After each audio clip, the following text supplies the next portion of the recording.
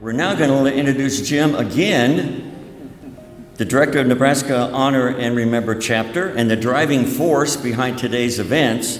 And he's going to talk a little bit about the importance of this day and this event. Jim?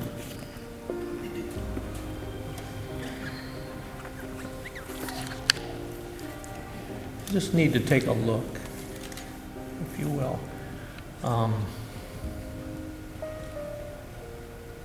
Why are we here? Yes, why are we here? There's many answers to that. The Relevance Center opened its doors 2 days ago for this room. We thank them. We're here physically here for that reason. We're here because we can, because we're so blessed as U.S. citizens with the 5 freedoms: to speak, to pray, to print, to have freedom of the press, to petition our government and assemble freely as we have. We're here also because God created us with the priceless gift of free will to have chosen to be here. We're here because of you families. I speak to your families. Had you not said yes to our invitation, we wouldn't be here. It just is. 56 families have.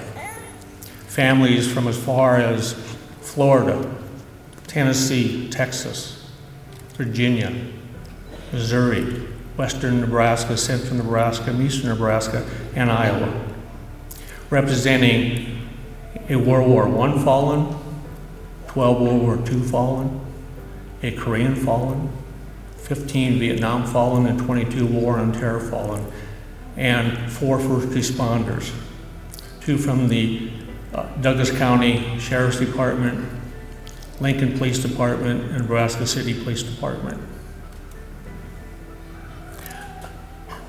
To repeat something that was written in General Miley's letter, he spoke to you families being extraordinary.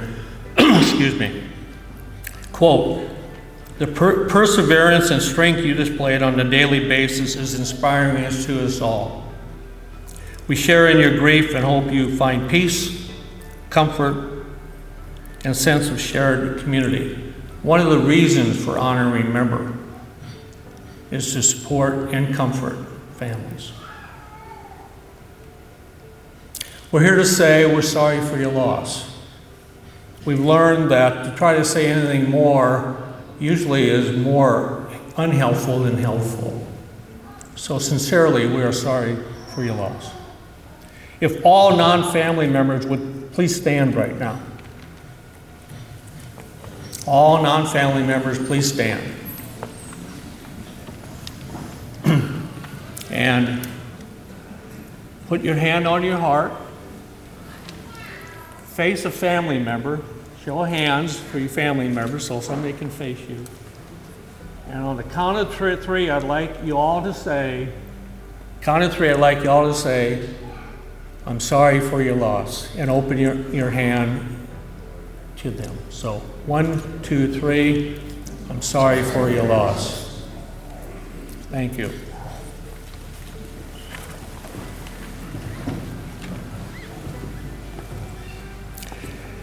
We're here because of the harsh reality of war. We should not shy from that or not acknowledge that.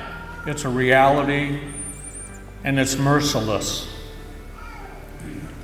Again, World War I here, World War II, Korea, Vietnam, War on Terror, first responders fighting also a war at times on the streets of our cities and in our towns.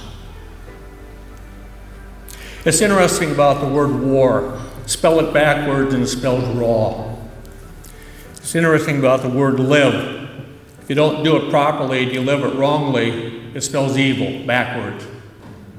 Leaders from throughout centuries in this world have led others into war.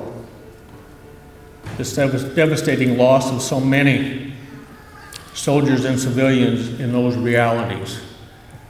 For those who have lived that way, they made a deal with the devil. Spelled live backwards and spells devil. Okay. Are they just words? You be the judge of that.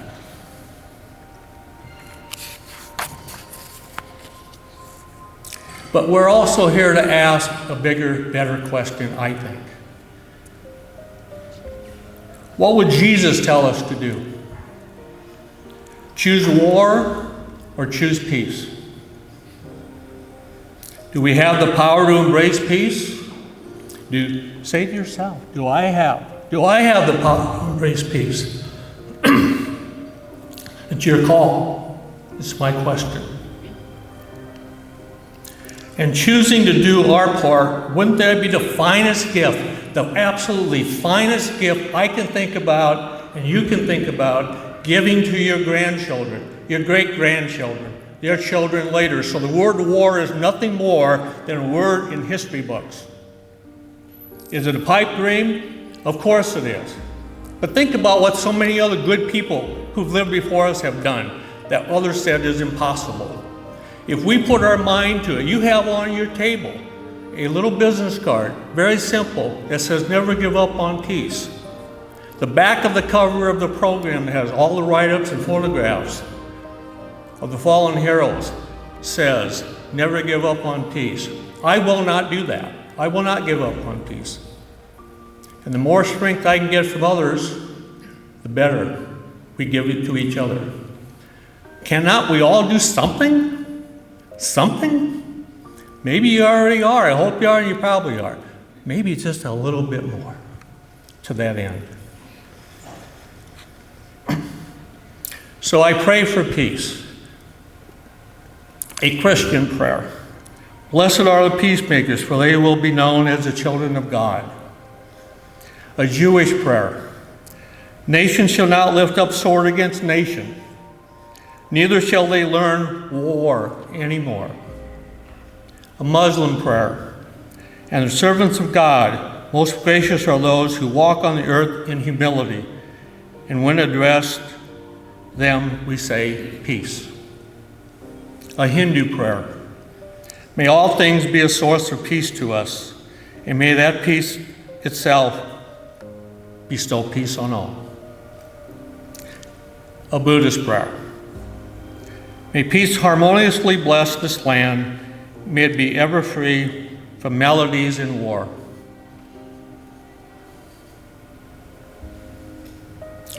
General Douglas MacArthur, an Episcopalian, wrote, by profession, I am a soldier and take great pride in that fact. But I am prouder, infinitely prouder, to be a father. A soldier destroys in order to build.